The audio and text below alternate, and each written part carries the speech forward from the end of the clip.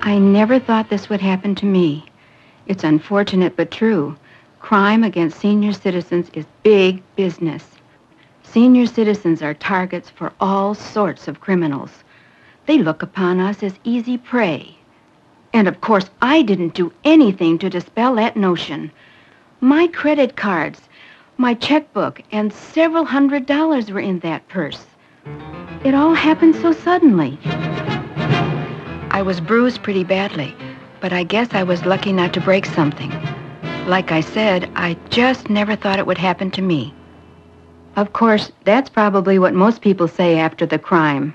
When I reported it, the officer said fighting back was a mistake.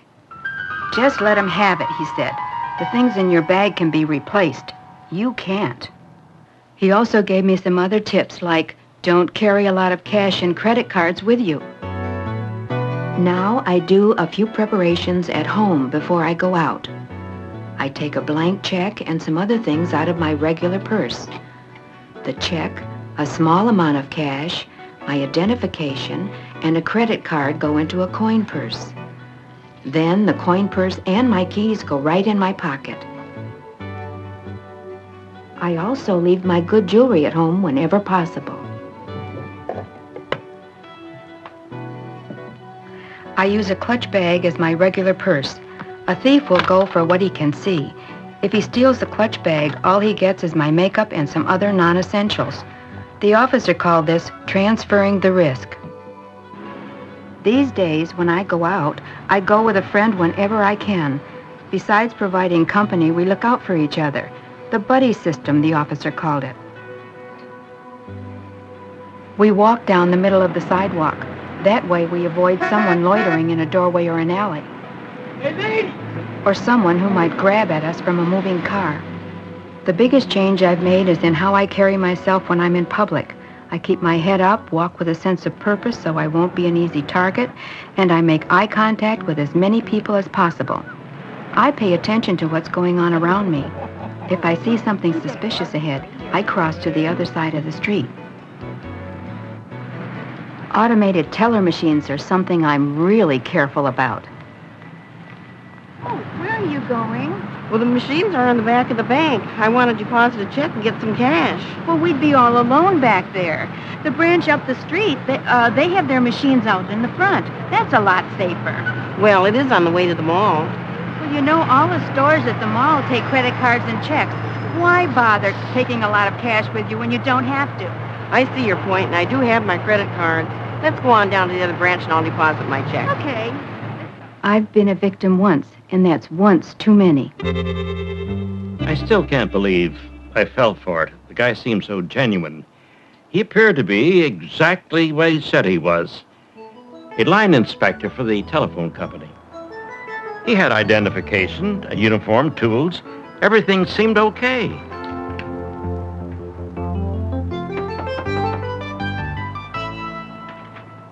Yes? Hi, Mr. Davenport. Steve Barnes with the phone company. We've been having some trouble in the area. I need to make sure your lines are okay. Well, It'll just take a minute, sir. You hardly know I'm here. all right. Come on in. Boy, that's a classic. How long have you had it? Oh, ever since my wife and I moved in, it's about 40 years now.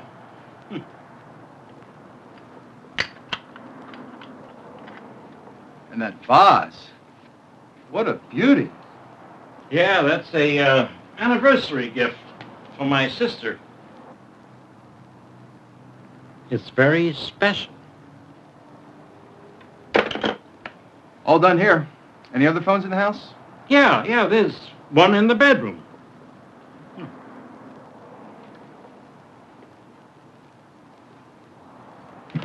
It's over here. There. Nice photo. Mary passed away last year, but it still seems like she's around. This picture was taken on our wedding day. Are you all right? Not really. I have a glass of water. Yes, sure.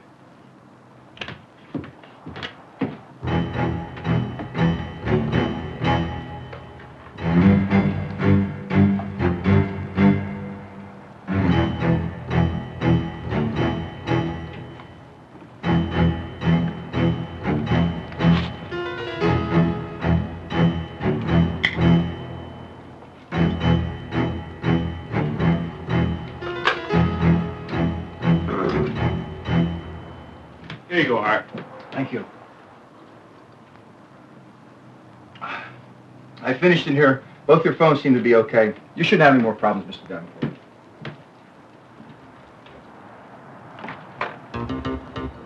Thanks for dropping by. You're welcome. I bought his entire act. He got me talking, and all the while, he was sizing up the house to see what he could make off with. I didn't pay any attention to what was actually going on. At first, I felt so foolish that I didn't report it. Well, I finally did. And the police made me aware of one cold, hard fact. Never, but never, let a stranger in your house. I had to learn that the hard way. Now I do things differently.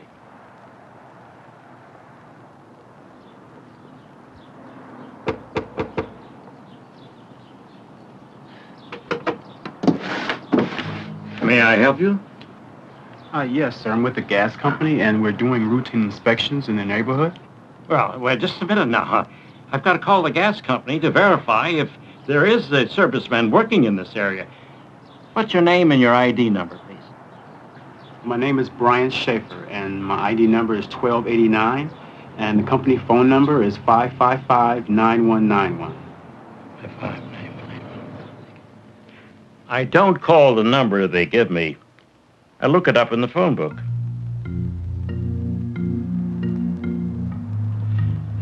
Just as I thought.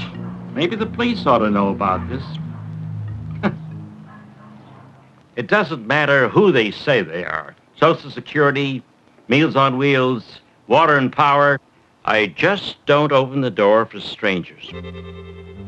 Our experience was a little different. Two young men asked us if we wanted our driveway recoated. And they made us an offer that sounded too good to be true.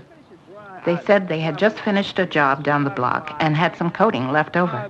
They looked honest, and they seemed to know what they were talking about. Cracks in your driveway. Like I said, we'll resurface your entire driveway for a third of what it would normally cost. And we'll guarantee the job. Any problems, just give us a call. Here, here's our card. What kind of coating will you use? Well, it's a high-grade material we buy direct from the manufacturer. The best money can buy. Sounds good. Let's go ahead with it. We've been needing to have it done for some time now. So we have a deal then.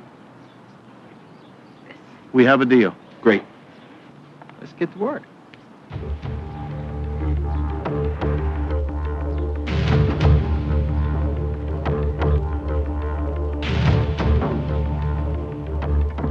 What a mistake we made. What mistakes we made. She's right. Just 3 days after they finished the job, I washed down our driveway, and the coating they used washed right down in the gutter. The phone number they gave us was out of order, and there was no listing for the company. We had to get someone else out to do the job correctly. Which meant we even had to pay more money. But at least we went about things the right way. This time we investigated before we invested. We made sure the company was legitimate, and we asked to see his business license. We also asked him for references. Regarding your work? Well, sure. I can furnish you with as many references as you want. We'd appreciate that. We also got a contract that spelled out exactly what was to be done and how much it was going to cost. Just give us a few days to review this, and we'll get back to you. No problem.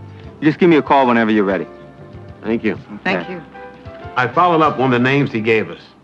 I even went and looked at some work he'd done on the driveway not too far from here.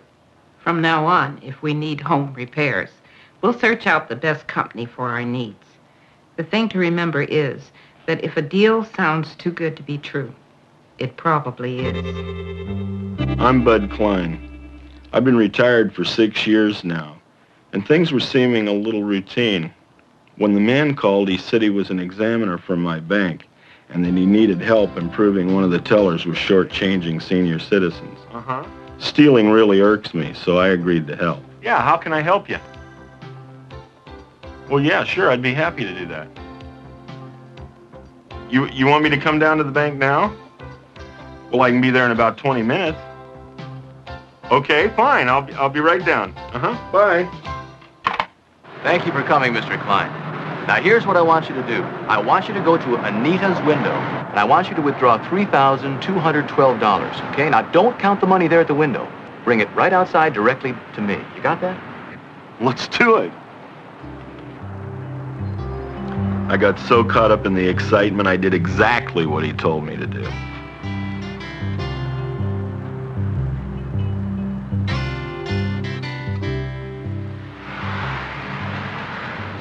Okay, Mr. Klein, let's see what we've got there. Thank you.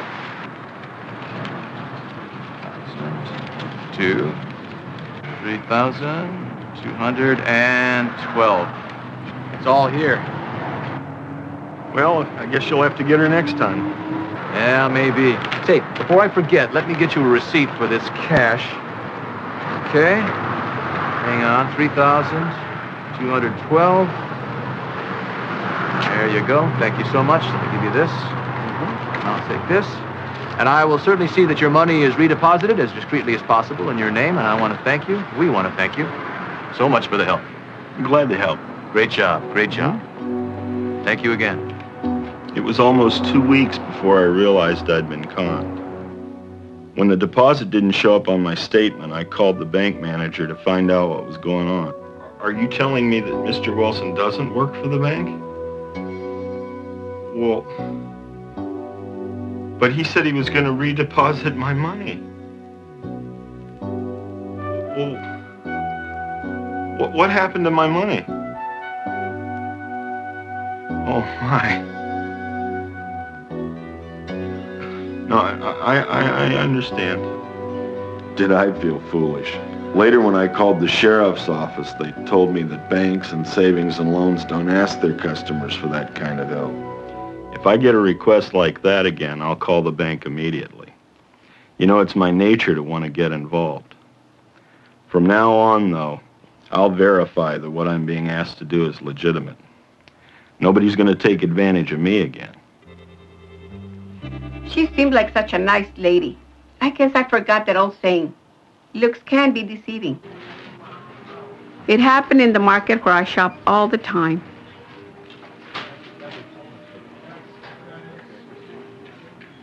Excuse me. Hi, I need some help. I'm not sure which one of these to use in the spaghetti I'm making tonight. Which one do you think is better? Well, I've had better luck with this brand. It's quite not as salty. Oh, you'll find it makes a big difference. Well, great. Well, then I'll use it. Thanks for your help. My pleasure. As it turned out, it was anything but my pleasure. As I got to the cashier, I realized my wallet and checkbook were gone. Suddenly, I put two and two together. My money had been stolen by someone whom I had done a favor. It just doesn't figure. Now when I go to the market, I take a small coin purse in my pocket and a clutch bag under my arm. $56.68. In the coin purse, I take my keys, a few dollars cash, and 1 or 2 checks. If I know I'm going to a store that doesn't accept checks, I'll often take along traveler's checks. They're a lot safer than cash. The police tell me that most crimes are crimes of opportunity. Well, I don't give the criminal an opportunity to steal from me. You can't imagine how it feels until it happens to you. We got back from visiting a friend at about 9:30. Everything seemed just as usual as we walked up to the door. Such a nice couple. Oh, Henry!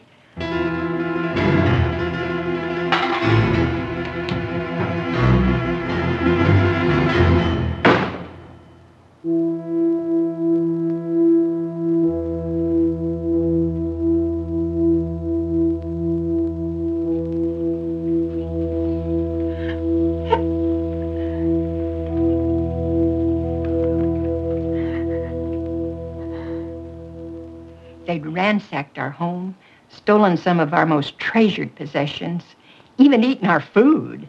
We reported it, and the officers came right out. We were careful not to touch anything until the officers arrived. Are you folks okay? Well, we're okay, but our house sure isn't. We called as soon as we could. We thought the quicker we made our report, the better our chances would be of ever seeing our property again.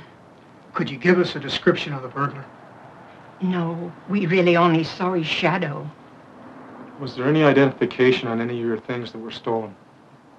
No. I'm sorry. There's not much chance in getting your things back then. Look, if this ever happens again, don't call from inside your house. Go next door to a neighbor's house and call from there. The burglar could still be inside just like this time. What you don't want is a confrontation. You're right. We were lucky. How'd they get in? Well, we left a window open around the side of the house. They just popped the screen off and crawled in. Let's take a look around. A dark house told the burglars we weren't home, and the open window was, well, an open invitation. But the officers gave us some advice, and things are different around our house now. We keep the shrubbery around the house trimmed back, especially around the windows and doors. That makes it easier for our neighbors to see what's going on around our home. We're careful not to leave newspapers lying around too long. We've engraved an identification number on all of our valuable possessions. In our city, that's called Operation Identification. At least now there's a chance we'd see something again if it was ever stolen. We've organized a neighborhood watch, made it a point to get to know our neighbors and let them know our schedule. I've installed deadbolts on all of our outside doors. Along with a regular knob set lock, deadbolts provide great security.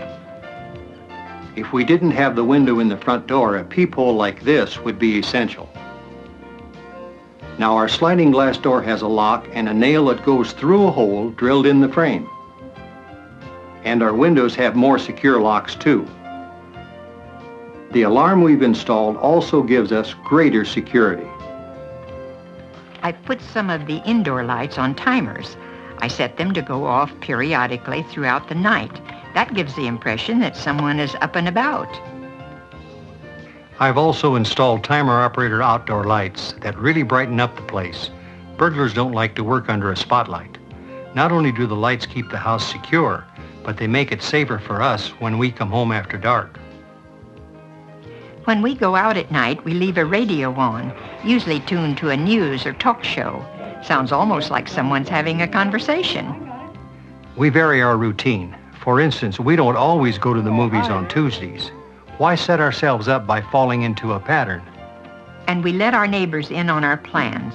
We help protect them, and they help protect us. We're not an easy target these days.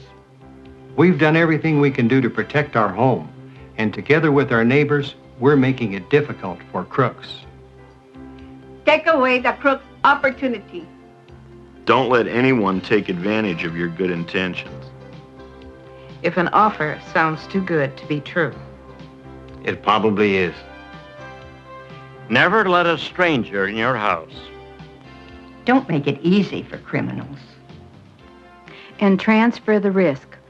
Although crime is not going to go away, there is no reason for any of us to be victims. We have a right to enjoy life and the pleasures that we have worked so hard to earn. Sometimes it takes a little effort to keep yourself and your home safe. But remember, there is one person who is going to be your best protector, and that's you.